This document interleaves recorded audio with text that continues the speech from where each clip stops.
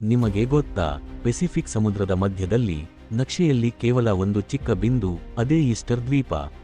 ಆದರೆ ಈ ಸಣ್ಣ ದ್ವೀಪವೇ ಶತಮಾನಗಳಿಂದ ಇತಿಹಾಸಕಾರರಿಗೆ ಅಚ್ಚರಿ ತಂದಿದೆ. ಏಕೆಂದರೆ ಇಲ್ಲಿ ನಿಂತಿವೆ ಆಯುಧವಿಲ್ಲದ ಸೈನಿಕರಂತೆ ನೂರಾರು ದೊಡ್ಡ ಶಿಲಾಮೂರ್ತಿಗಳು. ಅವುಗಳನ್ನು ಮೋಯೈ ಮೂರ್ತಿಗಳು ಎಂದು ಕರೆಯುತ್ತಾರೆ. ಪ್ರತಿ ಮೂರ್ತಿಯ ಎತ್ತರ 30 ಅಡಿ, ತೂಕ 80 ಟನ್ಗಳವರೆಗೂ.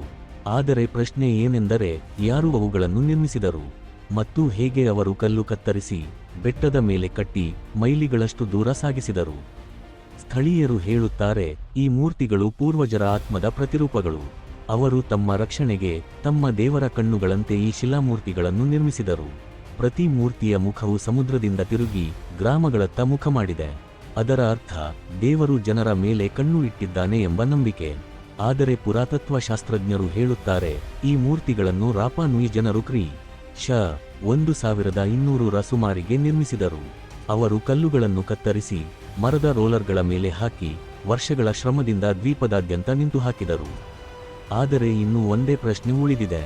ದ್ವೀಪದಲ್ಲಿ ಎಷ್ಟು ದೊಡ್ಡ ಮರಗಳಿಲ್ಲದಾಗ ಅವರು ಈ ಮೂರ್ತಿಗಳನ್ನು ಚಲಿಸಲು ಹೇಗೆ ಮಾಡಿದ್ರು? ಕೆಲವರು ನಂಬುತ್ತಾರೆ, ಮೂರ್ತಿಗಳು ನಡೆಯುತ್ತವೆ ಎಂದು. ಅವರು ಹಗ್ಗಗಳಿಂದ ನುಗ್ಗಿಸಿ ಎಡಬಲ ಕುಣಿಯುವಂತೆ ಮುಂದೆ ಸಾಗಿಸುತ್ತಿದ್ದರು. ಅದು ದೇವರ ಆಶೀರ್ವಾದದಂತೆ ಕಂಡಿತ್ತು. ಆದರೆ ಕಾಲ ಬದಲಾಗಿತು. ದ್ವೀಪದ ಅರಣ್ಯಗಳು ನಾಶವಾಗಿದವು, ಜನರ ನಂಬಿಕೆ ಕುಸಿಯಿತು ಮತ್ತು ದ್ವೀಪ ನಿಶ್ಶಬ್ದವಾಯಿತು.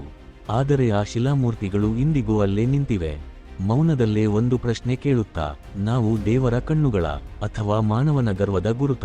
ಈಸ್ಟರ್ ದ್ವೀಪ ಮಾನವನ ಶಕ್ತಿ, ನಂಬಿಕೆ ಮತ್ತು ಅಜ್ಞಾತದ ಮಿಶ್ರಣ. ಒಮ್ಮೆ ಕಾಲ ನಿಂತ ಸ್ಥಳ ಮತ್ತು ಶಿಲೆಗಳು ಮಾತನಾಡುವ ದ್ವೀಪ.